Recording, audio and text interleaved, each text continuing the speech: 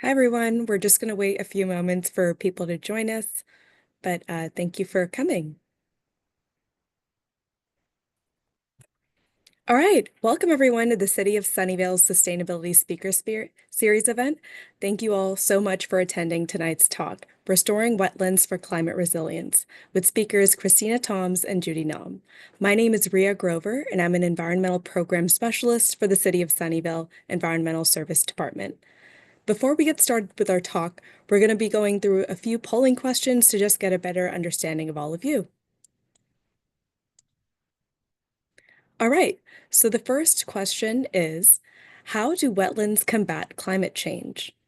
Is it capturing and storing carbon, flood control, drought mitigation, biodiversity conservation, or all of the above? Great, I see answers coming in.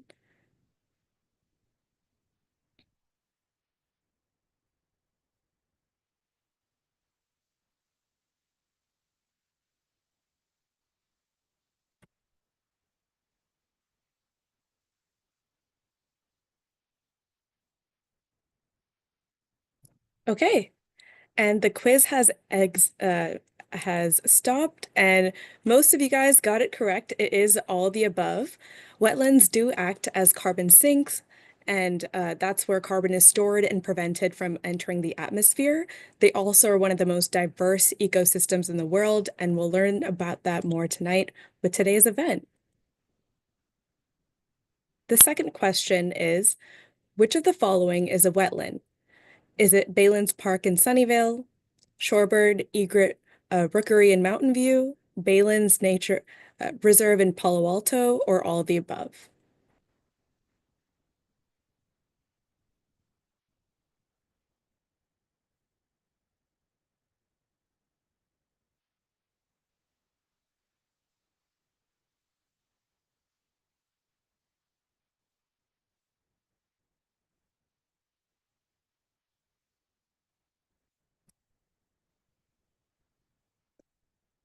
Okay, great. And most of you answered correctly again. For those that selected all the above, you are correct. We are surrounded by wetlands all over the Bay Area. And our last, but not least, the question is, how many of the world's species are wetlands home to? Is it 20%, 30%, 40%, or 50%?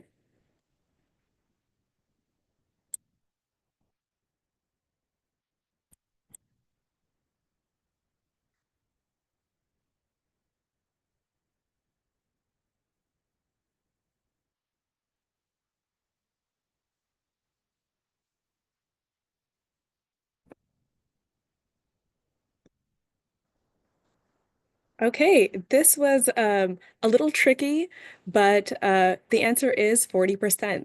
They do provide a habitat for thousands of aquatic terrestrial plants and animals, and that's why they're so important to preserve. So thank you all for participating in the poll. We're now going to move over to Sunnyvale's climate action, and then I'll pass it on to Commissioner Pistone.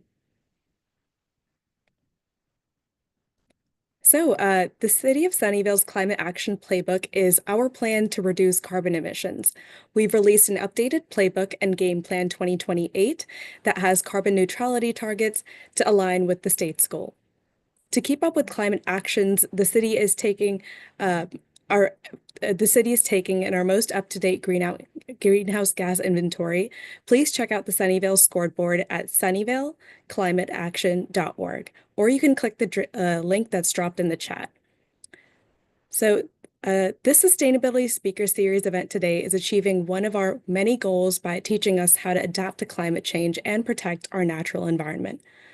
Before I pass it on to our host, we're going to be dropping a link and it's a survey in the chat, so please fill it out at the end of the talk. We really want to hear from most of you and find out what you think at the end of the event. Thank you. Now I'd like to introduce our host, Christina Pistone, a Sustainability Commissioner. She'll be providing you with more information and introducing our speakers. Hi, everyone. Thanks, Rhea, for that introduction. Thanks, everybody, for joining us for this, our first Sustainability Speaker Series event of this year, Restoring Wetlands for Climate Resilience. So a quick background for anyone who's new to the Sustainability Speaker Series. The series brings renowned experts in sustainability research and policy development to share their ideas and innovations with our community. The 2024-2025 theme is Beyond the Shoreline.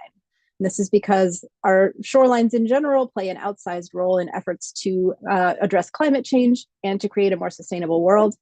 Tonight, Christina Toms and Judy Nam will share the impact that climate change has had on wetlands, how wetlands work, and how they fight against climate change. A little bit of logistics. This webinar is being recorded and will be uploaded to the city's website in the following weeks. We will also be sending everyone links to the resources discussed following the webinar. Attendees can type questions into the Q&A box at any point during the event, and the questions will be answered during the Q&A session in the last 30 minutes of the event. Questions will not be visible to the audience until they are answered. We are going to try to answer as many questions as possible. And also, as Rhea said, we value your feedback. Please fill out the evaluation form on Google Forms after the event. The link is going to be posted in the chat, and it will also be emailed to those who registered on Eventbrite after the event. A little bit more logistics. You can add subtitles to your Zoom. To hide the subtitles across your screen, you can select More at the bottom of the screen, select Captions, and select Hide Captions at the top of your caption settings. To see the full transcript of the event, you can select More at the bottom of the screen, select Captions, select View Live Transcript, or Show Captions. And now to the good stuff. To introduce our two speakers tonight, Christina Toms is an ecological engineer at the San Francisco Bay Regional Water Quality Control Board. For over 20 years, Christina has worked on ecosystem restoration and climate adaptation work. She engages with boots on the ground work while also advocating through the development of regulatory policies. And we also have Judy Nam with us. She is a senior water resources specialist at the Santa Clara Valley Water District. Her focus is on water resources, water quality, and integrated water resources management. Currently, Judy leads the Calabasas and San Tomas Creek Marsh Connection Project, which aims to enhance and enlarge pond upland ecotone habitats along Sunnyvale's southern shoreline. And so I will turn it over to our speakers for the presentation.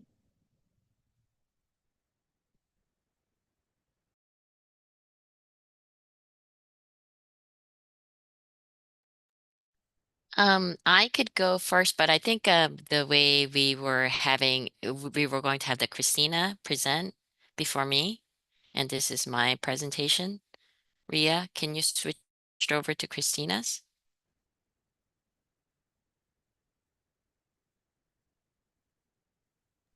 Sure thing, my apologies.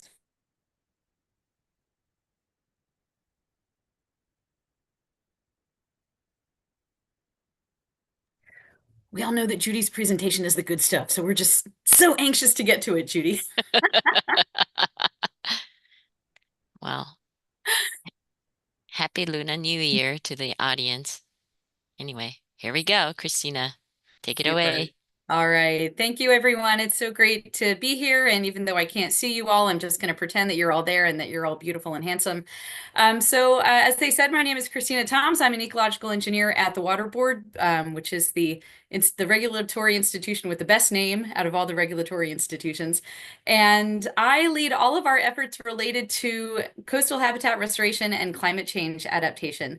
And I'm really excited to talk to everyone today specifically about all the different ways that we can restore coastal wetlands in the San Francisco Bay Area and all the climate adaptation benefits that they bring us. So if we could go to the next slide, that'd be great. Thank you. So today I'm going to talk briefly about the formation and the history of San Francisco estuary tidal wetlands. We're going to talk about the impacts of Western colonization on these systems, the ongoing threats from climate change, discuss some frameworks for habitat restoration and climate adaptation, and then set up Judy spectacularly to talk about the really excellent work that's happening along the Sunnyvale shoreline. Next slide, please. So what is the Water Board? That's a question I get a lot. So we are a division of the California Environmental Protection Agency, not the federal EPA. And we have a lot of roles and responsibilities in the region. We establish beneficial uses under the Clean Water Act and other legislation for the region's waters. That includes wetlands. We develop plans to maintain and improve beneficial uses and water quality throughout the region, and that includes climate adaptation. We regulate dredge and fill activities in waters of the state. We regulate wastewater management, stormwater management, and the cleanup of polluted sites. And we also fund regional monitoring of San Francisco Bay, its tributaries, and its baleen habitats. Next slide, please. So we are all, I presume, hopefully, sitting in the San Francisco estuary, which has a 60,000 square mile watershed. It's mapped here in green. It is the largest estuary on the Pacific coast. It contains 50% of California's freshwater and critically 90% of California's coastal wetlands. The estuary also provides drinking water for 25 million people, primarily through plumbing of the Delta and sending water farther south. And it's home to 7 million people in the Bay Area. Next slide, please. So it's really easy sometimes when we go to the shoreline and we look at San Francisco Bay and we look at the wetlands that surround it and we think, wow, these are these ancient geologic features. They've been here since time immemorial. And that really just isn't the case. In fact, the marshes that ring San Francisco Bay are surprisingly young.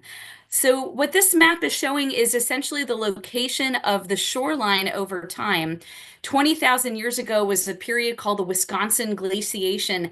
There was so much of the world's water that was tied up in these giant polar ice caps, and that meant less water to fill our oceans. So 20,000 years ago, the shoreline of San Francisco Bay, well, it didn't even exist. There was no bay. The shoreline was out by the Farallon Islands. Roughly 10,000 years ago, we began to see really rapid melting of those ice caps and rapid rates of sea level rise. That ended about 2,000 to 6,000 years ago, and it was only when those rapid rates of sea level rise ended that marshes were really able to establish along the margins of the bay. So when you're looking at those marshes, you're really only looking at geologic features that are around 2,000 to 6,000 years old. Next slide. And this is what those wetlands look like. This is from mapping that was done by the U.S. Coast Survey in the 1800s. And we had roughly 200,000 acres of tidal wetlands around the bay, 51,000 acres of tidal mudflats, and about 2,000 acres of natural salt ponds. Those are mapped in blue. Sorry, the tidal wetlands are in green. The mudflats are in gray and brown in this map, and in blue, those are the natural salt ponds that were mostly along the eastern shoreline of the Central Bay. Next slide. And these marshes were complete tidal wetlands, and that word refers to tidal wetlands that have robust physical and ecological connections to other types of habitats, to the deep open bay, to floodplains, to uplands. And in this map, this graphic is basically showing what those marshes look like. You can see that our mature tidal marshes are around an elevation of mean high water, which is essentially the average elevation of our highest tides every day. And they were connected to uplands. They were connected to low marshes, to mudflats, to subtidal habitats that supported oysters and eelgrass. Next slide, please. These complete tidal wetlands are very few and far between currently in the estuary. These types of marshes have complex channel networks. They have microtopography, a lot of very kind of diverse substrates and different elevations. And these dynamic systems can really respond to changes in environmental drivers. So some of the few examples of complete tidal wetlands that we have left in the estuary, you can find at China Camp State Park in Marin County, Rush Ranch, which is both China Camp and Rush Ranch are part of the San Francisco Bay National Estuarine Research Reserve, and Point Pinole along the northern shoreline of Contra Costa County. Next slide, please. These complete tidal wetlands historically had really robust connections to terrestrial and floodplain habitats. And that's really key. These allowed for the movement of sediment and water from watersheds out into the tidal marshes to support beaches and other features, and just really created a terrific mosaic of habitat terrific mosaic of habitats that supported a lot of habitat diversity and species diversity, lots of biodiversity. Next slide, please. And this is what those fluvial estuarine transition zones look like historically. So fluvial meaning out of from the river or the creek into the estuary. We had lots of different types of transitions historically throughout the region. Sometimes you had some larger watersheds that discharged directly into tidal marshes that made it all the way out into the open bay. So those rivers or streams would turn into tidal channels. At other times, you had streams that would kind of pop out of a canyon and then dissipate, sink underground, and support groundwater, only to pop out farther down gradient along the shoreline. So we had lots of different ways that these watersheds connected to bay habitats. Next slide, please.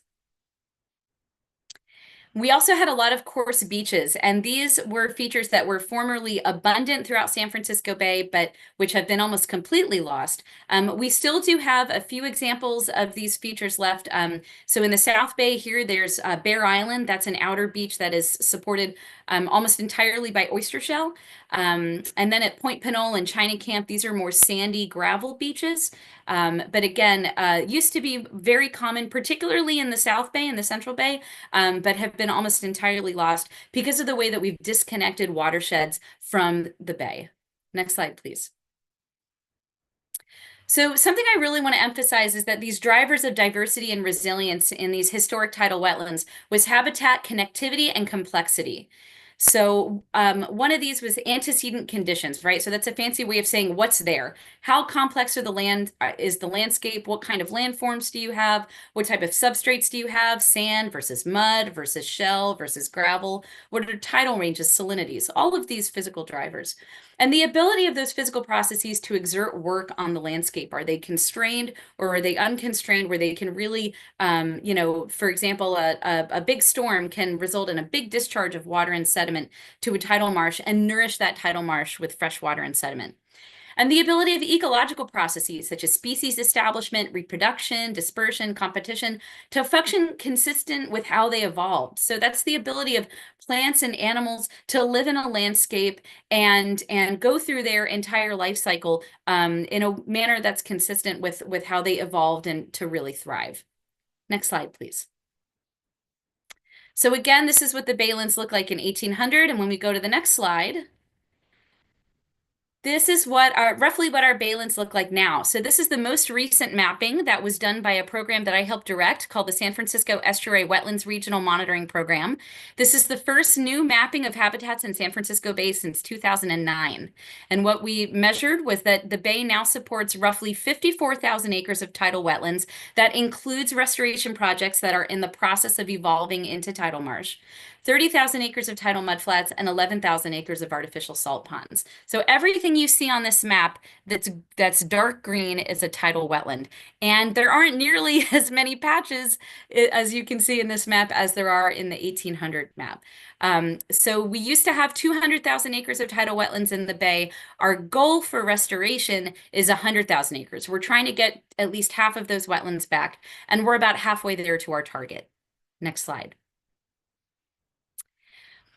The tidal wetlands that do persist in the bay are really, their connectivity to terrestrial habitats is really impeded by a lot of things.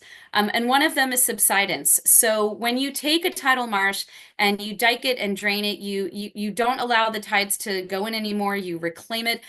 What happens is subsidence. You have those organic peat soils, they oxidize, they compact, they dewater, and you get a terrific loss of elevation. This has been especially key in the South Bay, where there's also been subsidence due to groundwater extraction. So what we're looking at here is a map of elevations along the Sunnyvale shoreline. Everything you see that's green is roughly, that's kind of those darker green colors are roughly at intertidal elevations, but those lighter green and blue shades, those are all areas that have subsided to below the tidal frame. So we have a lot of subsidence where tidal wetlands have been reclaimed along the margins of the bay. Next slide, please. And our baylands have been urbanized. So we used to have these formerly robust connections between watersheds and the bay, and we don't have those anymore. So this was the historical landscape. If you click forward, please. This is what things look like now. So instead of those robust connections, that diversity of connections where you had watersheds that were able to have these big flood pulses of fresh water and sediment out into the tidal marshes, those don't exist anymore. Often those channels are turned into engineered flood control channels where their discharge is channeled directly out into the open bay, depriving the tidal wetlands of their fresh water and sediment.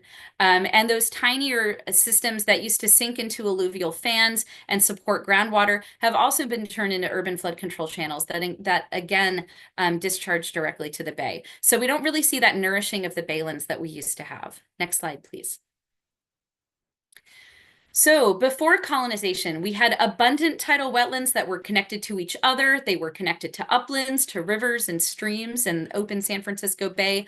This created a terrific amount of diversity, both across space and time, in landforms, in flood regimes, in ecosystems, in the type of vegetation that would colonize these different areas. And this created a lot of resilience and a lot of biodiversity.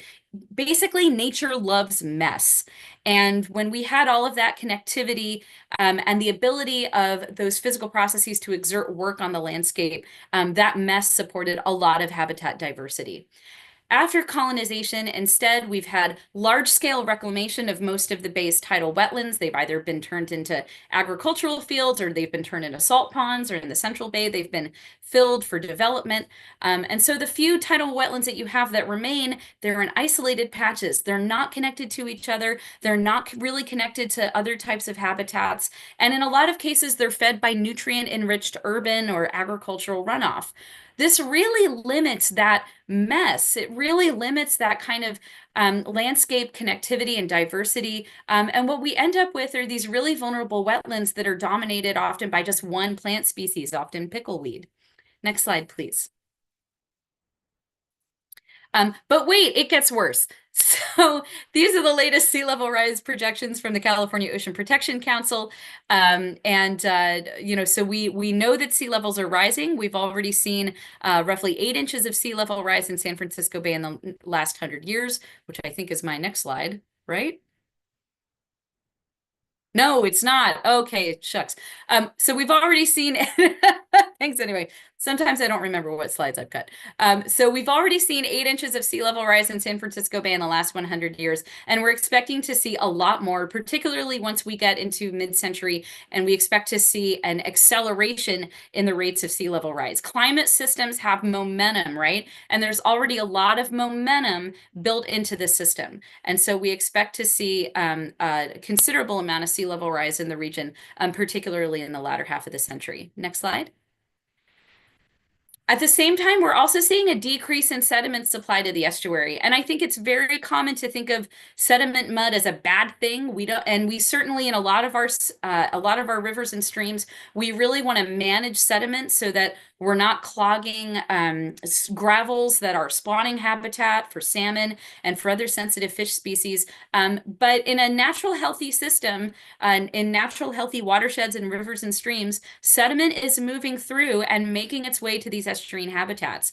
And that really isn't happening so much in the San Francisco Bay region anymore, largely to the effects of water engineering in the upper portions of our watershed. So we had this huge pulse of sediment that was working its way through our estuary in response to hydraulic mining in the Sierras due to the gold rush. Then we built, and that was a big slug of sediment that worked its way into the estuary, built a lot of mudflats, built a lot of marshes. A lot of those systems were then reclaimed. And then that fire hose of sediment was really shut off when those dams were built in the Sierra Nevada. And we entered kind of the modern flood management era. So we've seen roughly a 36% decrease in suspended sediment in San Francisco Bay after the 1990s. So these systems that used to be building up are now eroding. Next slide, please.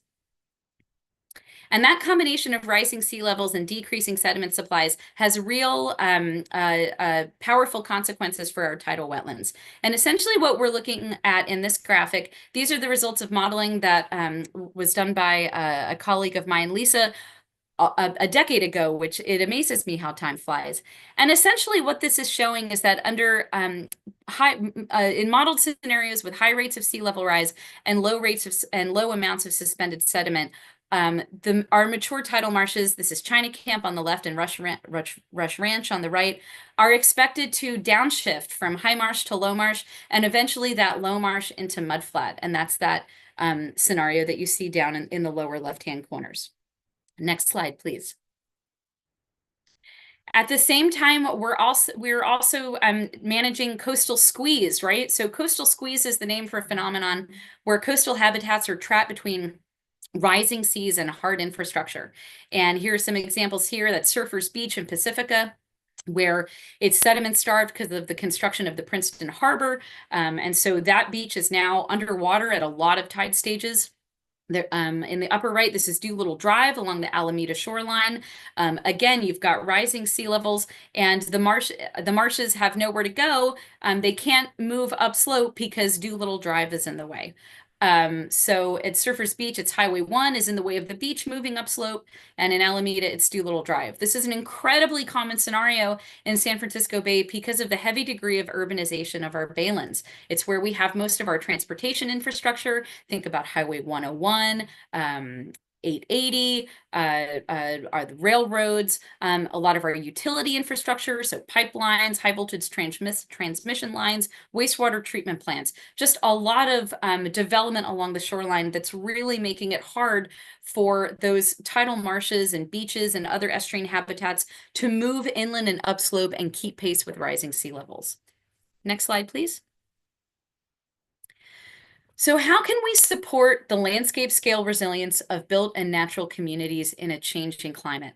And the key to this is really three things. We need to think long-term, we need to think landscape scale, and we need to think nature-based. And I really love to use the quilts of celebrated Palo Alto artist Linda Gass to illustrate this point. And if you haven't checked out Linda's work, please do. She makes these incredible art quilts.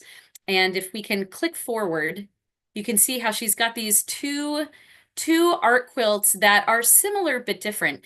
And what I love about these quilts is how they can illustrate that if we take a long-term landscape scale, nature-based approach to maintaining and improving the resilience of our estuarine habitats, of our tidal wetlands, then we can expect those habitats to shift over time, to shift due to rising sea levels, to shift due to extreme storms, due to all these things that we're expecting to see with climate change. But if we give them room to move, that they'll rearrange themselves, not in the exact same way that they were arranged before, but in a way that's similar enough to still maintain that diversity and that complexity.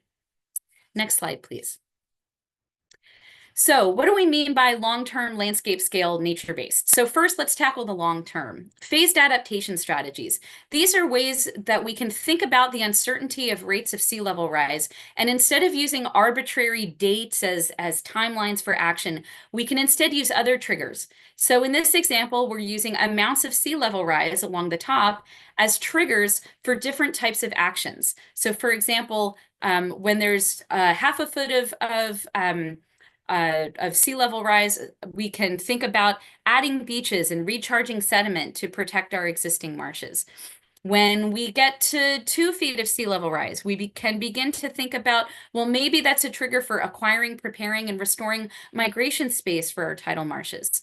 And maybe at larger triggers, we can think about how do we adjust our shoreline infrastructure? How do we realign levees and adjust land use so that we can really create space for nature to move inland and upslope?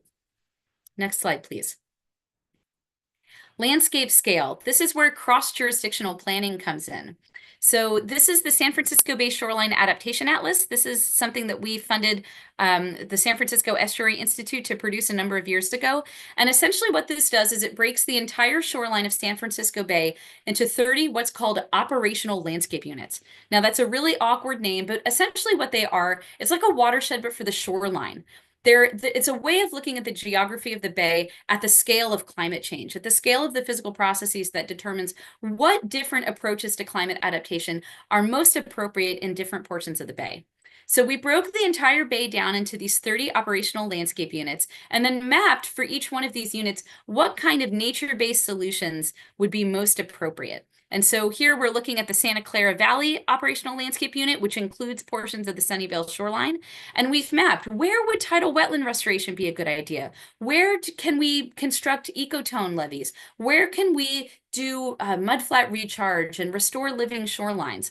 So this is a really great tool. It's not a plan, but it's a tool to think about what are the best options in these different locations and what can we do from a nature-based perspective to really restore this habitat complexity and diversity. Next slide, please. And so let's talk about some examples of these nature-based solutions. So again, long-term landscape scale nature-based. So nature-based solutions, that includes things like living shorelines, so oyster reefs and eelgrass. Next slide. Beach enhancement and restoration. This is a really cool project. This is a beach that was created at the Aramburu Island Beach Enhancement Project in Marin County. Next slide.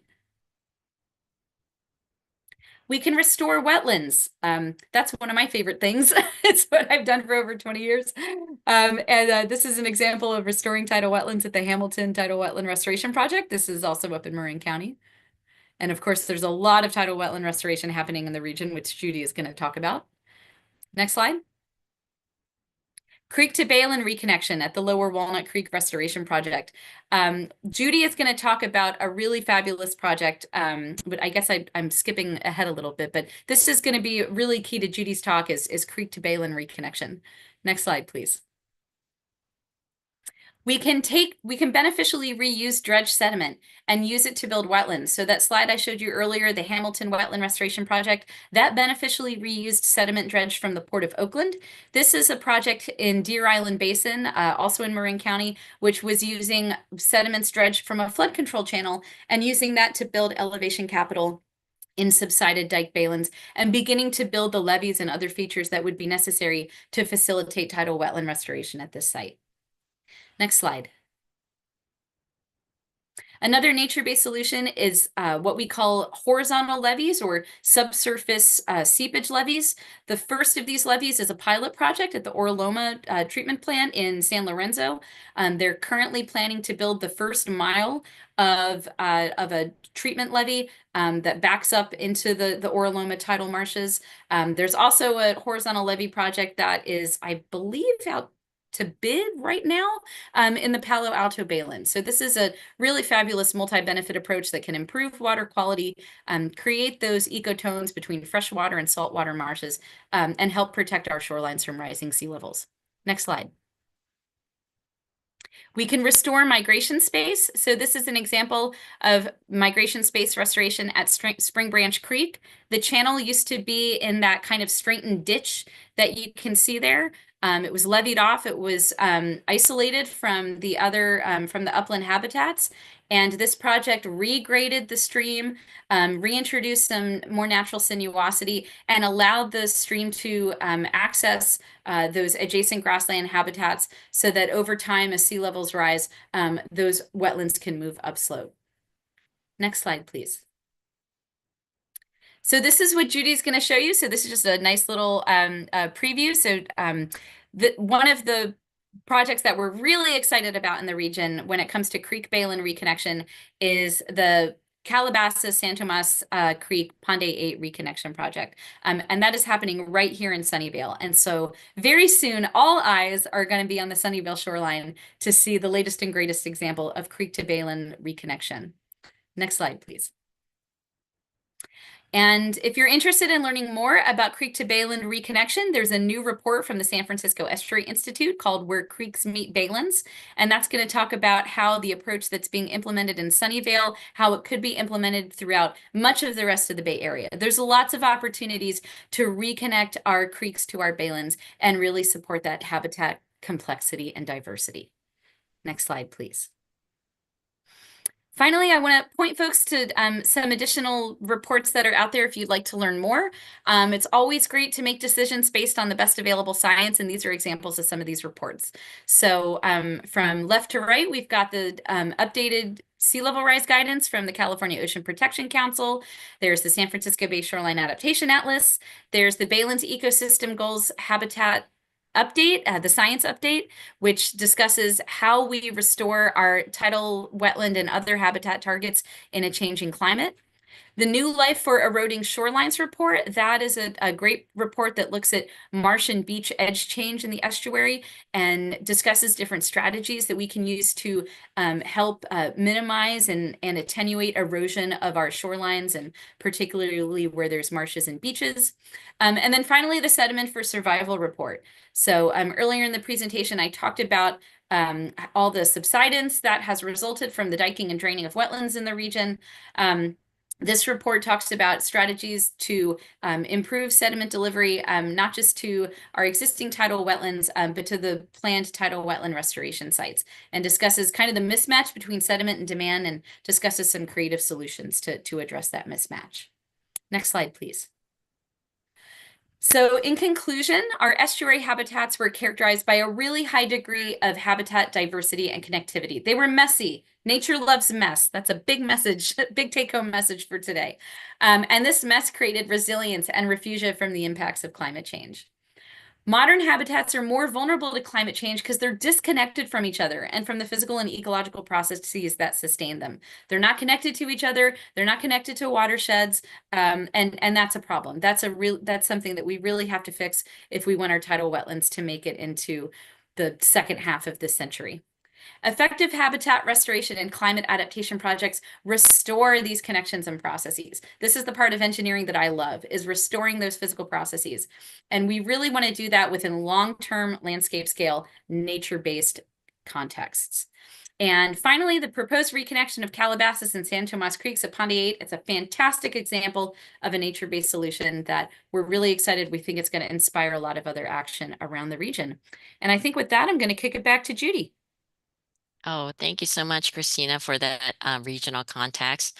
And once again, my name is Judy Nam. I'm project manager for the Calabasas Creeks Marsh Connection Project. And this project aims to connect local creeks to the San Francisco Bay to restore tidal marshes and other valuable habitat. In doing so, it will benefit surrounding communities in Sunnyvale, and San Jose, including historically disadvantaged community like Alviso. So this project is being led by Santa Clara Valley Water District, also known as Valley Water. Valley Water is a primary water resource management agency in Santa Clara County with a history dating back to 1929, serving nearly 2 million residents, including Sunnyvale, Santa Clara, Mountain View, San Jose, and other cities within the county of Santa Clara. Valley Water integrates its mission to provide clean, reliable drinking water, flood protection, and environmental stewardship. Next slide, please.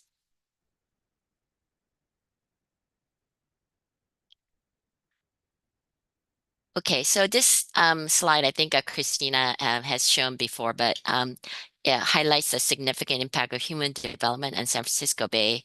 So prior to 1900s, the bay was surrounded by abundant tidal marshes, shown in green. These marshes provided incredible habitat for a wide range of species and played an essential role in enhancing water quality by filtering runoff before it reached the bay. However, with the large-scale conversion of these marshes to salt ponds, as indicated by salmon color, we have lost both valuable habitat and the water quality improvement function that these tidal marshes once provided. Calabasas and San Tomas Creek Marsh Connection Project will contribute toward restoring some of the significant losses we have experienced. Next slide, please. So Valley Water is a key partner in South Bay Salt Pond Restoration Project, which was initiated in 2003 with the acquisition of 15,100 acres of salt ponds bordering the San Francisco Bay and is the largest wetland restoration effort on the West Coast. This Calabasas San Tomas Creek Marsh Connection Project, outlined in purple, is located within the Alviso complex, a part of the Don Edwards Wildlife Refuge. This refuge is managed by U.S. Fish and Wildlife Service, and Valley Water's Creek Marsh Connection Project is also an integral part of the South Bay Salt Pond Restoration Project. Next slide, please. So building on our connection with the South Bay Salt Pond Restoration Project and U.S. Fish and Wildlife Service, this project has established a broad stakeholder base. Our stakeholders ranged from grant funders like to environmental groups such as Citizen Committee to complete the refuge. We believe having such an extensive stakeholder list supports a thoughtful decision-making process ensuring that we consider all aspects from species we aim to benefit to the recreational and economic opportunity we can provide to the surrounding communities. This wide-ranging stakeholder support has been crucial to our success in securing almost in grant funding so far. Next slide, please. So the project area includes 1,500 acres of AA ponds owned and managed by U.S. Fish and Wildlife Service as part of Don Edwards San Francisco Bay National Wildlife Refuge, 300 acres of Pond A4 owned and operated by Valley Water, 50 acres of Harvey Marsh owned by California Department of Transportation or Caltran, lower reaches of Guadalupe River, San Tomas Aquino Creek, Calabasas Creek, Sunnyvale East and West channels, and Guadalupe and Alviso Sluice. Project areas encompass part of cities of San Jose, Santa Clara, Sunnyvale, and Santa Clara County. Next slide, please.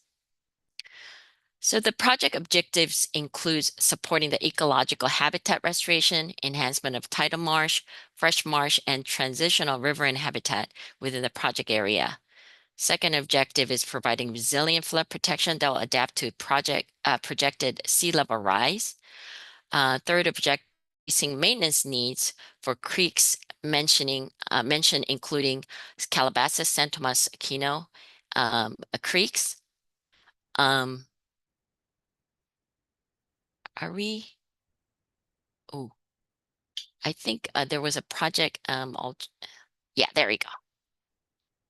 And then the fourth, last but not least, providing enhanced public access and improving trails, especially for disadvantaged communities like Alviso. Next slide, please. So this slide gives you a high-level view of our planning process. We begin the process by brainstorming and conducting workshops to identify 20 initial alternatives. Public input and screening methodologies designed to maximize project benefit helped us narrow these down to 5 alternatives for modeling and analysis. We conducted modeling and other analysis for 5 alternatives during the feasibility analysis. We held an agency coordination meeting where we shared our preliminary staff recommended alternative based on the analysis. Finally, the selection process for the staff recommended alternative will be summarized in the final planning study report, which we aim to publish next year. Next slide, please. So to develop the alternative, several restoration elements were carefully considered. The intent of developing various alternatives with different restoration and combination was to identify the alternative that best meet the project objectives. Some of the restoration elements included the number, location, and sizes of pond berm breaches, habitat islands and ecotone features to support habitat restoration, direct connections of our local creeks to AA ponds and Pond A4, and changes in creek alignment within Harvey Marsh to improve creek sediment delivery. Next slide, please. So by using different combination of restoration element, we initially came up with 20 alternative. And after applying our screen methodology, we narrowed down to 5 alternative. So the alternative 1 of those 5 alternative represent a minimal tidal connection with only changes from current condition, in addition to tie gate at Pond A4, as well as connecting San Tomas Aquino and Calabasas creeks with AA ponds and removing existing water control structures. Next slide, please. So alternative 5 represent maximum tidal connection, or well, everything everywhere alternative. As you can see, there are berm breaches all around the ponds. And in addition to creek connection featured in alternative 1, you will notice Sunnyvale East and West are also connected to Pond A4. This alternative also includes nesting habitat islands and wetland bench features. Alternative 6 has a little less tidal connectivity compared to alternative 5, with variation in Harvey Marsh actions by not aligning San Tomas Aquino Creek through the Harvey Marsh. Next slide. Building upon initial assessment methodology used to screen initial 20 alternative, selection factors are grouped into category based on project objectives and costs. We applied weighting in a series of workshops using the analytical hierarchy process, a multi-criteria decision model. It was crucial for us to ensure a transparent and highly collaborative selection process, especially given the wide-ranging stakeholders involved in this project. Next slide. One of the key contributing factors under promote ecological restoration is a promotion of tidal marsh in AA ponds and Pond A4.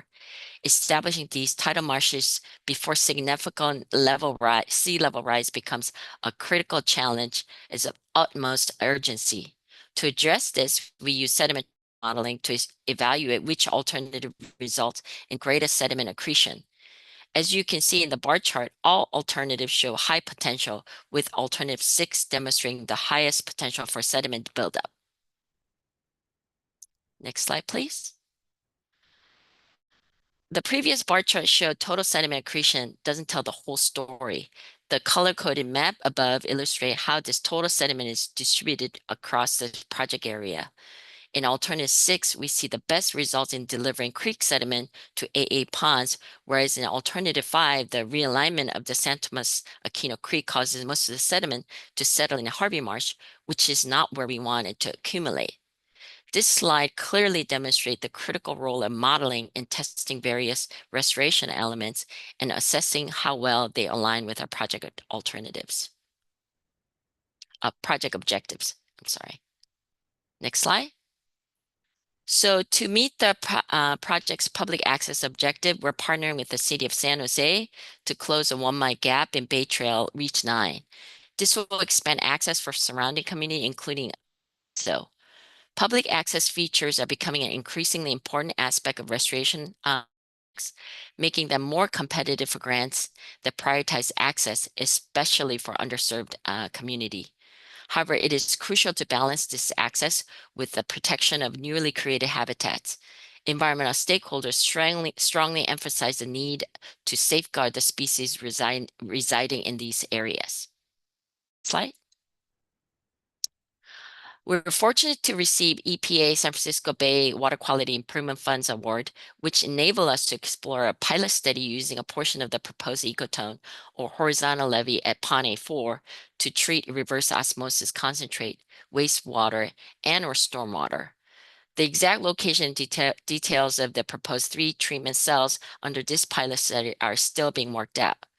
The good news is that we coordinated with the regulators, including the Water Board, and have received very positive feedback so far.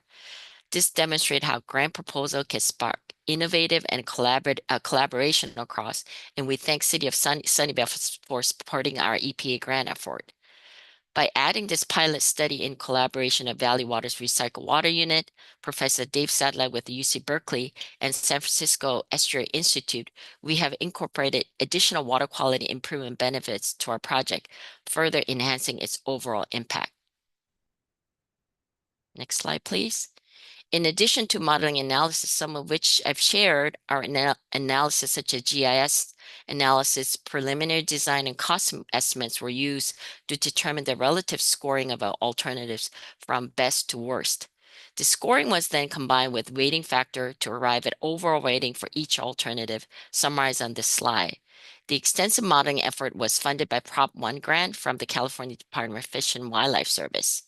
GIS analysis and preliminary design efforts were supported by Measure AA grant from the San Francisco Bay Restoration Authority.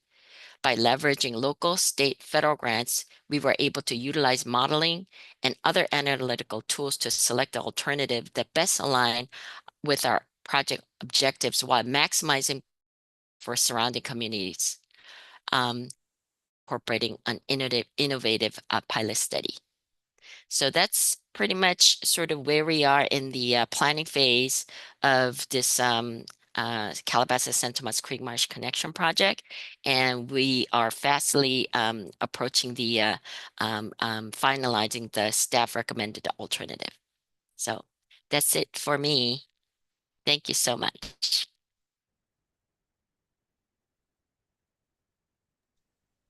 Thank you both for that, those great two presentations, and I think they were really complementary to each other. So I'm really glad we could get a broader overview of the San Francisco Bay everywhere, and then specifically some stuff that's going on right in our city. That's really great.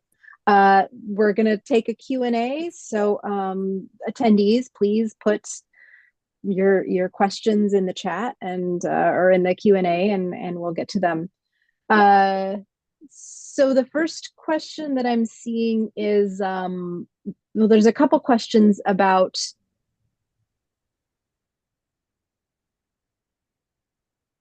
done Christina, a little too in the weeds, but the sediments that are put into the are borrowed sediments placed using a thin lift method so habitat can recover? What is the maximum depth of sediment cover that is allowable? And there's another question about how you do your modeling and what that is. Does anybody? Yeah, so I can take a crack at Tess's first question. Hi, Tess. I think this is Tess from the San Francisco Creek JPA, if I'm not mistaken. So in the example that I showed from Deer Island Basin, we are about to permit that kind of beneficial reuse for a third time. We first permitted it in 2016, then again in 2020, and I've got the latest application for 2025 on my desk. What we're doing is we're taking the sediment that's dredged from the lower reach of Novato Creek, the flood control district dredges it, and we're placing it in a couple different locations in Deer Island Basin. One type of lift is to build the core of a new cross levee that's necessary across Deer Island Basin. That has been in the past, we've permitted a maximum 4-foot 4-foot thick deposit there to form the levee core. And then for the ecotone slope along the side of the levee, that's been more of a thin lift. So that graphic that I showed was actually one of the 3 different approaches that Roger Leventhal and his colleagues at the Flood Control District used to kind of test the most efficient way to construct that thin lift. And so that was a maximum depth of 2 feet. We were comfortable permitting that because the tidal wetland vegetation evolved to grow through pretty thick deposits of sediment. So, a lot of these species, our wetland species, they have rhizomes, right? And so the rhizomes, those are these roots that can allow them to spread laterally and also to grow vertically up through sediment deposits. So when you think back historically, when we had really robust connections between watersheds and baylands, these watersheds, there would be a big flood, a bunch of sediment would make its way out of the creek and out of the floodplain and onto the tidal marshes. San Francisco Creek is kind of famous for this with its really high sediment loads. There's a lot of material coming out of that watershed. And so those wetland species, the pickleweed, your grasses, so like your sedges, your rushes, your salt grass, all of those species, they can grow through thin lifts of sediment placement. This region was participated in a national study of thin lift sediment placement a couple of years ago through the NER. So I can pass along that literature if you're interested. But so yeah, we currently, like I said, for the ecotone at a maximum of 2 feet, but every project's different. And I think, as we look at increasing creek to bayland reconnection, we really need to see flood control sediments as a resource and get creative, both with regards to project design and project construction and project permitting, how we can make the best use of these sediments to really increase resilience and diversity in our baylands.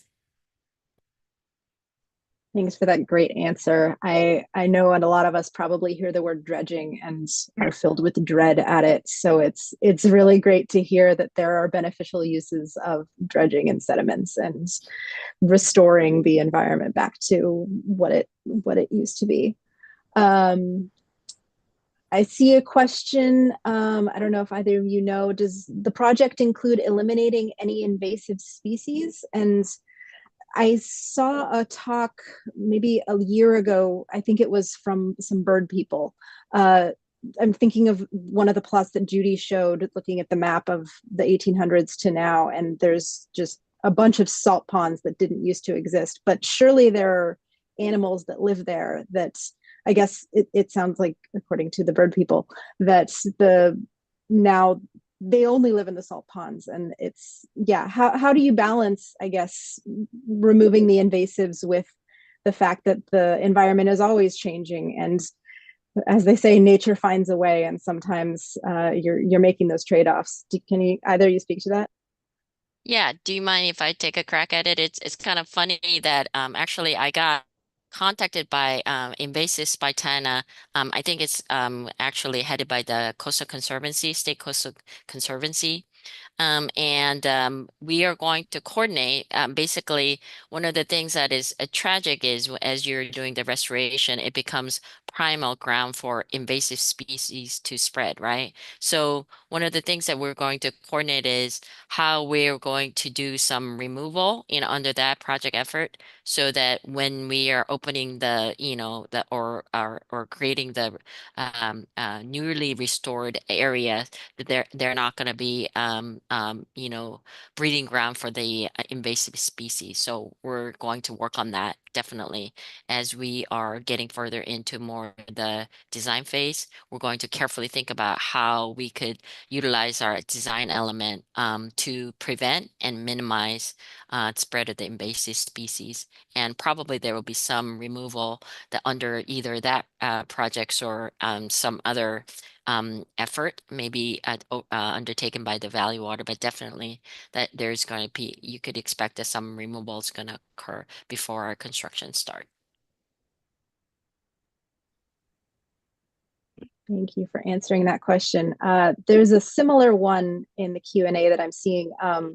Judy, can you clarify what the timeline is for selecting an alternative for the South Bay restoration, and then how long will it take to implement and build? Yes, so we are looking at, I think I talked about, kind of gave a very more the conservative timeline of that planning study being completed next year, but I think it's going to be more like early or maybe the late of this year. So that's going to include the staff recommended, alternative. So that's going to basically cement the selection of the alternative. So that's going to happen, late this year, early next year. We expect, followed by the design. So I think the construction, we currently don't have the construction funding in hand, so I can't tell you exactly when the construction is going to occur. So it's going to be all depending on whether we could get funding. And we've been really, really fortunate having all those, diverse stakeholder support. We've been able to get almost 8 million grant funding. But it's going to be very critical that we will be able to get more grant funding for our construction phase. So from our viewpoint right now, from where I stand, I think we're looking at probably construction 28, 29, 30, somewhere around there, just all depending on whether we'll be able to get construction funding. And I hope that you will share after some resources for the community to get involved if there are any sort of public outreach events. I think that would be great to keep in mind as you're going through this lengthy process, because nothing happens really as quick as we would really like it to in terms of climate change and restoration, does it? Thanks Yeah, for the answer. definitely. So the next question that I'm seeing, can either of you comment on why the wetlands immediately west of Calabasas Creek was not included with Harvey Marsh? Yeah, so as you, I think the vision graphic that Christina has shared, that is the most expansive kind of aspect. We were kind of concentrating on the U.S. Fish and Wildlife Service A8, where we're trying to, build a tidal, the marsh, and the A4, which is Valley Water, own ponds. So our immediate concern is building the tidal marsh in those former salt ponds as quickly as possible, because we're really racing against time. We're trying to, basically raise the pond bottom to the marsh plain elevation that Christina talked about, right?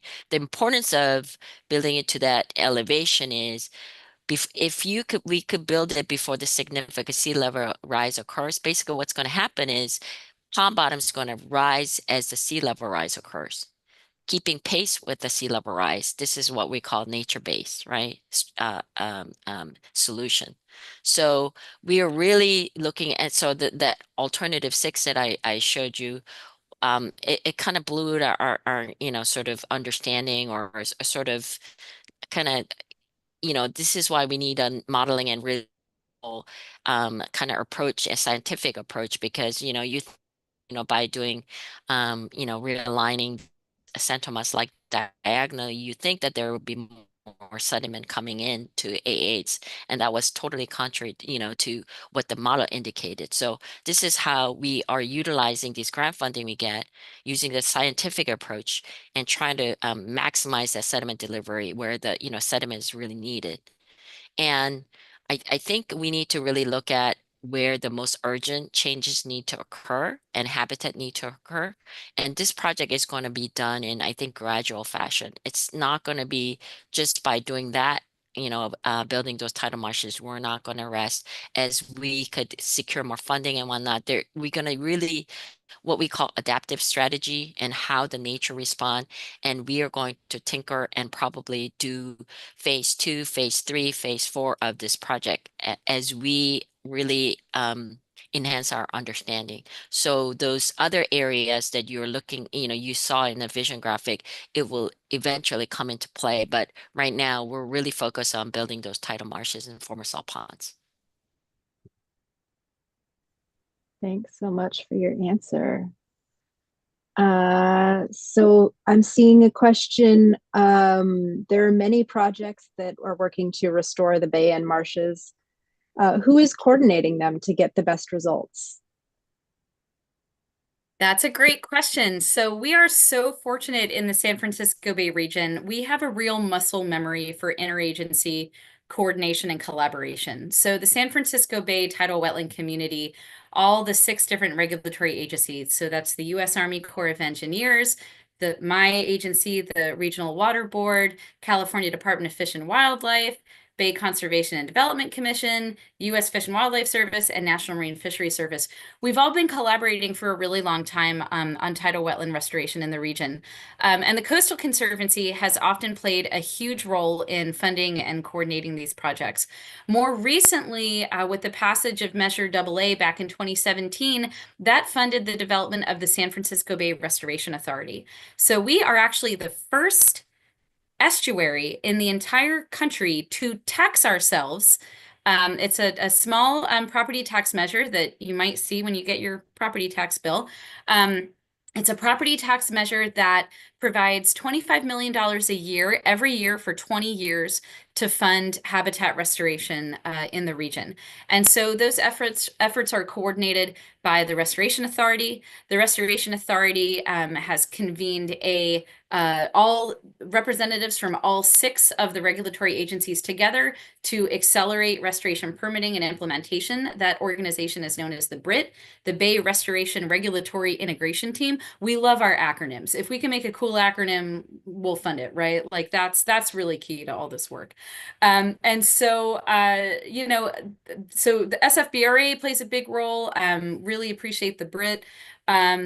There's no, but even then, there's still wetland restoration that is happening, outside of the Restoration Authority, happening outside of the BRIT. There's private organizations, up in the North Bay, the Sonoma Land Trust has been a real leader in large-scale tidal wetland restoration. They're currently working with Ducks Unlimited and Sonoma Water and a number of other partners to do restoration. Some of that funding is coming from the Restoration Authority, but some of it's also coming in kind from Sonoma Water and also from the Land Trust. So there isn't really one agency to rule them all when it comes to tidal wetland restoration. And frankly, that's probably a good thing, as much as I would love personally to be the queen of the queen of the estuary of estuarine habitat restoration. It's probably for the best that isn't the case. But we are really grateful to the Conservancy and the Restoration Authority. And of course, I also have to give a huge shout out to US EPA, who's having a really rough week this week. Send some good thoughts their way.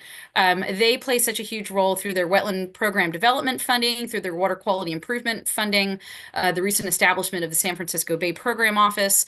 They play a huge role in helping to coordinate all of these efforts as well. If I may just give a shout board and EPA and all these regulatory agency. I mean, I have worked on more kind of different types of, projects where the relationship was much more, different. I just never experienced where regulatory agency taking the lead, funding these regional study, those publications that Christina has talked about, really looking at the bigger picture and being able to identify where are these individual projects that fit into that puzzle, right? And to really support that regional goal. And they're really taking the lead in doing that kind of regional studies and taking such an interest. And the Brit format that Christina was talking about. So I have another related project called Pane 4, where until the Calabasas, Santa Tomas Creek Marsh Connection project could take place, we're trying to also, take advantage of that, the dredge sediment, both valley water, dredge sediment to basically maintain a, capacity in our creek, as well as external sources when, there's a construction going gangbuster, they're doing excavation and there's clean soil that become available. Instead of sending it to landfill, what we're trying to do is we're trying to send it to the bayfront, right? Build this amazing marsh and whatnot. Pawnee 4 Resilient Habitat Restoration Project is we're trying to create a mud flat before we could build that ecotone horizontal levee I talked about under the Calabasas San Tomas. And I just went and had a meeting with the Brit, and they're just been so collaborative. Their attitude is, how can we help you? And Water Board's been really taking the lead in that facilitation, because we need permits, and it's been just amazing experience. So I really want to express my gratitude to all the regulators who've been involved, including Water Board. Thank you. And if I could just add one thing to Judy's answer, thank you, Judy. We also, there's a new effort. So for the last 7 years, I've been helping to build a new program funded through EPA and the San Francisco Bay Restoration Authority to do the science related to tidal wetland restoration. So to have not just coordinated restoration, but a coordinated science enterprise to understand what should we be doing where? What are the best and most effective approaches to tidal wetland conservation, enhancement, and restoration? Where is climate change drowning tidal marshes? Where are interventions necessary? Lots of big management questions. And Valley Water is, in fact, one of the organizations on the steering committee of this program. It's called the San Francisco Estuary Wetlands Regional Monitoring Program. If you go to wrmp.org, you can learn more about it. And so we're really coordinated not just on the planning, the permitting, the implementation, but really the science. And I think that science, I'm a little biased because it's, a program I helped build, but I think that science is going to be really helpful, not just for understanding how our tidal wetlands and associated habitats are doing, but really helping us to understand how the bay as a whole can adapt to climate change, all of our shorelines. I think it's going to provide some really, really critical science. So I think that's another great example of that interagency coordination, that muscle memory that we have in this region.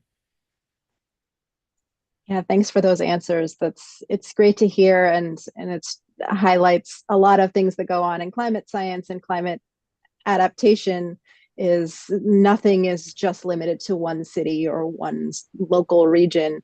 You have to sort of take the bigger picture, and you have to be collaborative, and you have to have the different perspectives in order to be able to, figure out what the best answer is, ideally science-based approach to these different things. And yes, thoughts with the EPA and all the employees right now.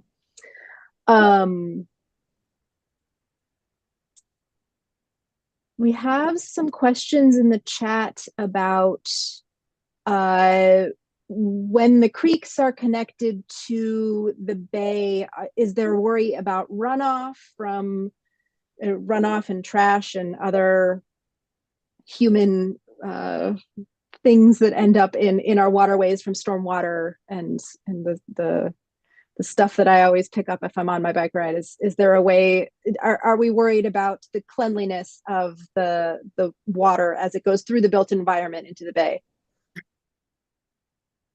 Definitely, we are concerned about, I mean, I think that question kind of related to all that, homeless encampment, and I think Valley Water's been really trying to come up with a thoughtful solution. We have looked at some, and I think we are underway, kind of doing some encampment cleanup and trying to in a more priority fashion and try to really work on that water quality, improving the water quality and and also addressing looking at that homeless issue in a more humane way. So we're definitely trying to work on that issue from kind of root cause and working with the cities and also the county to, kind of being able to manage the encampment in a way that would not adversely impact the water quality of the creeks we manage. So definitely there's effort and work is being undertaken in that area.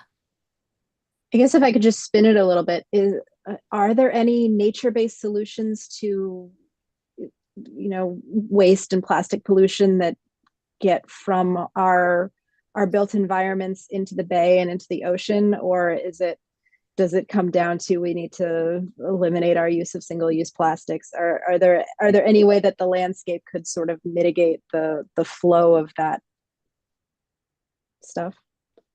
Well, it's D, all of the above, right? Yeah. You want to reduce your sources of trash and other pollutants that are entering, the system. But once they're in the system, there are some things you can do. The water board issues a stormwater general permit. Our watershed management division have to give a huge shout out to Keith Lichten. That's really his baby, and that permit is a big permit that essentially establishes, targets and limits for what's in stormwater. So what's making it from our urban areas and what's reaching San Francisco Bay. There's so many strategies, both, source control and interception, for trash and other pollution.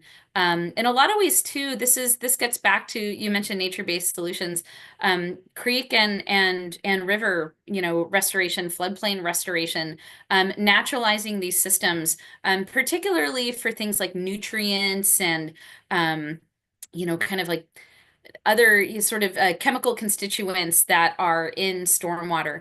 If you have functional wetlands adjacent to rivers and streams, that can really help clean, that water before it reaches the bay.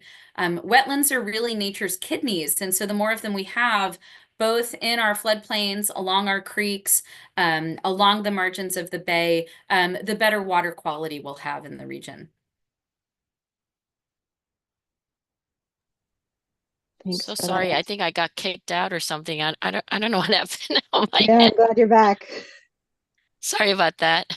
I had a um I think I was talking about the dredge material and how we have to put the 3 feet of clean cover, and that's how we're kind of protecting the environment and impacts to the species who live there.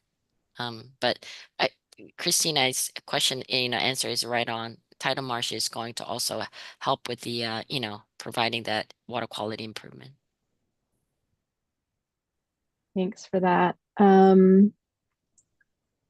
So I think you all answered this question a little bit, but can you speak specifically for how Sunnyvale is threatened by sea level rise? And so my understanding of what you're saying is that the wetland restoration is going to help mitigate that impact of the sea level rise.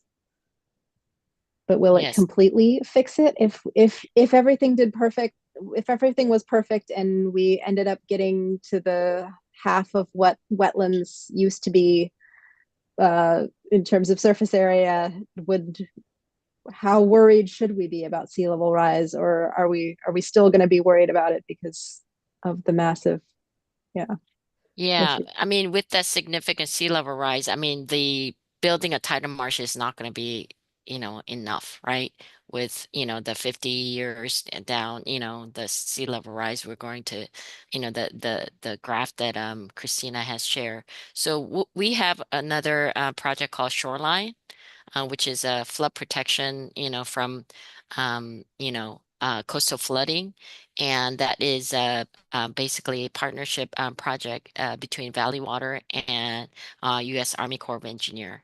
And right now there is we call it that portion of the so there's a shoreline project, the phase one that's going on in Alviso neighborhood, and there's a phase two, or I think they call it Sunnyvale Shoreline shoreline project that's underway, and it's currently I think in the steady phase, very early planning phase.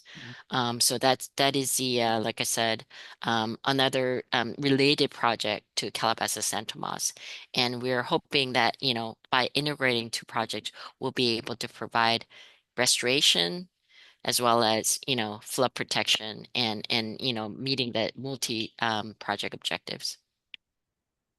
If I can add on to that, Sunnyvale, like most communities along the San Francisco Bay shoreline, they're threatened by climate change through two primary mechanisms. One is coastal flooding, so rising sea levels lead to higher tides, higher wave levels that can overtop our shoreline infrastructure, and also larger storm events. So when you have, I think we've seen a lot of climate whiplash here in the region the last 10 years in particular.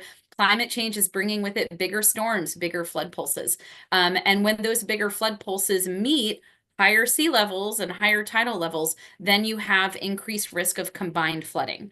And that's a risk in Sunnyvale, and that's a risk really in all of our shoreline communities. Where wetlands can help, tidal wetlands are really effective at attenuating wave energy along a shoreline.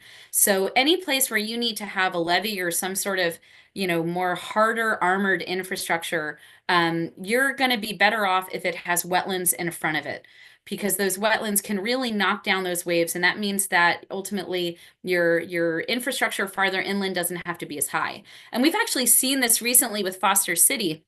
Foster City has been increasing the height of its levees in response to FEMA mapping, and the portion of the levee that has that big shell beach and marsh in front of it doesn't have to be raised as high as portions of that levee that are immediately up next to the bay. So the tidal wetlands are really useful in that regard. And then, of course, again, with our fluvial systems and these big flood pulses, anywhere we can create space, do floodplain restoration, create space for those big flood pulses so that they can reduce the effects of combined flooding, that's a good thing, right? And so that's exactly what the city of Sunnyvale is doing, exactly what Valley Water is doing with this with Pond A8 reconnection, is creating space, right? Creating space for water to move, creating space for sediment to move. And I think to jump around in the Q&A a little bit, there's a question about when sea level rise, as sea level rise progresses, we have some marshland. Will that marshland also be able to move if ecotone levees or other modeled solutions are implemented? Are the marshlands going to be able to travel and mitigate that? Yeah, so this gets back to this concept of phased adaptation strategies, right? Where in, the near terms, say with moderate amounts of sea level rise, maintaining those tidal wetlands, giving them space to move upslope, giving them providing them with ecotone levees so they can move upslope. That's going to be great. But when we're talking about 5-6 feet of sea level rise, which is, kind of what we're seeing in those intermediate high, end of century scenarios, we're going to need to do more. And that's where we can think about infrastructure realignment, about raising infrastructure. I've been working a lot on Highway 37, where there's been a lot of discussion about a long-term plan to ultimately raise Highway 37 on a causeway. I think there's a lot of opportunity to do that throughout the region. And the time to start thinking about that is now. And so the sooner that I think our transportation agencies, our public works agencies can start thinking, what are the things that we want to do in the long term? And what can we do in the near term that won't make that long-term vision more difficult? That's where those phase adaptation strategies are really helpful. Absolutely. And that's, I think, the case in a lot of climate adaptation. Well, climate mitigation and adaptation. The sooner you start it, the less hectic it's going to be. It's like cramming for a test at the end. You don't want to do that. You want to have some time to think about things and take the time to figure out what the best way to implement it is, and how we can adapt and maybe do some kind of managed relocation away from the most influenced infrastructure. Mm-hmm. So there's a long question. I'm going to split it into two. It was talking about the cost of restoration. And do you think that cost is reasonable? And I want to pivot that to something that Judy had in one of her slides where she was talking about the different alternatives. And I noticed that alternative 6 was modeled as the lowest cost, but also the best overall. And I was a little bit curious, how did you manage that? Because I think in a lot of things, to do the option that is going to be the best and tick as many of the boxes as you possibly can, you have to spend money usually. And can you speak to the Yeah, cost of that? yeah. And let me say that, the alternative, once we select it, it's not like set in stone, and there's going to be some more further modification in design phases. So I think I talked about in design elements some of the habitat islands and things like that wasn't considered in alternative 6. And certainly there's a possibility of putting those in combination with the alternative 6, certainly in order to increase the habitat value. So, um, so, it is least cost, least amount of project costs. And like I said, I think this is a power of really doing like the modeling and whatnot, and kind of thinking about what's the best way to deliver that sediment. We found out that doing the least amount of kind of disruption to what it is now, actually we could bring the most sediment, which was a really, really surprising. And I don't think anybody would have predicted that at the start of this planning process. So it was really just kind of coincidental. But as we and once we kind of do this project, and let's say next phase, right, as a part of the adaptive management, we may end up doing something in Harvey Marsh, like I said, in that county owned wetland, just west of Calabasas. So we're going to see, once we connect the creeks to the pond, how the nature kind of respond. And then we may be doing some of those design element you've seen in other alternative. Once that tidal marsh been fully established, or established, pretty robustly, we could think about those other design element. So I don't think it's a first cut cost, but it's not the final cost by any means. It's qualitative more than particularly quantitative, but that's really interesting. And I think it highlights the nature-based solutions kind of thing of sometimes you don't need to engineer things. Sometimes you just need to sort of help nature along and do what it's going to do, instead of trying to engineer solutions when nature is a great engineer as well. Yes, the nature is the best engineer, and evolve with the nature and see how it respond, and do further kind of adaptation, help it along the way. I think it could be a really great strategy. Absolutely. And a lot of sustainability, right, is making sure that things are going to be able to be sustained in the long term. And the easiest way to do that is to not keep putting energy and effort and having to maintain it into the maintenance. I would also offer one more thought on that, which is just that the costs of habitat restoration and enhancement and conservation, they're not trivial, but they're certainly far less than the cost of not doing it. And we are Absolutely. so bad as humans at thinking about the cost of inaction. But man, if there's one thing that climate change is teaching us. And it's been a rough couple years for climate change in California. I was down in Southern California this weekend, could not believe what I saw from the plane, could not believe my eyes. And the cost of not doing something, of not helping nature along, is, we're really, these are investments in our future. This isn't just, nature for nature's sake. This is really protecting both our natural and our built communities. Absolutely. It's not so much a cost as it is an investment. And that is a framing that we should all emphasize more than I think we do. So there's a question, are volunteers useful for these projects? I don't know if Judy, if or either of you can speak to how do these restoration projects go? I presume there are professionals who are tasked with implementing them to some degree, but is there a way that community members could help it along and get involved on the ground and out in nature and get all that, good recreational activity? Absolutely. Yeah. Judy, you Go go. ahead, Chris. Oh, So I just wanted to say that one of the grants we receive, right? There's a built-in feature where we're supposed to go to these community-based organization to specify like what kind of our the project activity that we could utilize. So certainly there's embedded kind of ways for us to thoughtfully think about. And I just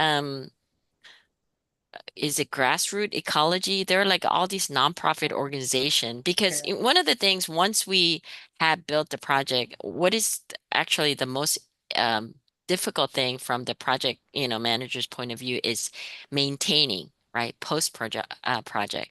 So I would really love for you all to get involved in these nonprofit who are doing sort of the post project tree planting or removing the invasive species and whatnot, anything that goes on in your community, if you could help, you're basically benefiting, the project like mine to be able to function into the future and more effectively. So I would really love for you to kind of, get involved in this nonprofit, your cities and whatnot. We typically partner with the cities and county, and they'll have a community event where they would do things to be helpful for the restoration projects. And I'll just add that I think in the chat I put a link to Save the Bay. They are always having volunteer activities. They did a lot of the planting along the new ecotone levee in Ravenswood Pond R4, and I think they'll be needing volunteers to help maintain those plantings. Also, the South Bay Salt Pond Restoration Project, if they didn't have it this weekend, maybe it's this weekend, they're having a mud stomp. So if you want to go out to the salt ponds and stomp in the mud and break through the salt crust so that you can make a little divot for a western snowy plover to nest in. That is an actual thing you can do. I encourage folks to go to the socials for Save SF Bay and for the South Bay Salt Pond Restoration Project. There's always volunteer opportunities. The Refuge has volunteer opportunities, all sorts of opportunities for folks to get out there, get into the marshes, get dirty or not. Maybe just count birds. But yeah, lots of good stuff. That is, I think, a great note to end on. And I'm glad that you had some opportunities for people to get involved. And one of our later ones, I think we're still working on the date, but equity and coastal access is going to be one of our other talks in this series. So people should get a link when we have the date finalized, an advertisement about that. And we are at time, so I think that's a great place as any to leave it. I want to thank our speakers. I want to thank Christina and Judy for being here and taking the time to talk to us all. Thank you to everyone who showed up and put such thoughtful questions in the Q&A. That was, I think, a really great discussion and presentation. As a reminder, please fill out the evaluation. There is a link in the chat and will also be emailed to the attendees. And the recording will also be emailed in the days following the event. And as I sort of alluded to, we are going to be hosting more webinars this year. So please keep an eye out in your email for more information on those. And thanks everybody. Thank you to Christina and Judy for this presentation. Thanks everyone for attending. And I hope everyone has a good evening. Thanks, everyone. Thank Go for you. it. Happy Lunar New Year. Happy Okay. Lunar New Happy Year. Lunar New Year to you too. Okay. Cheers.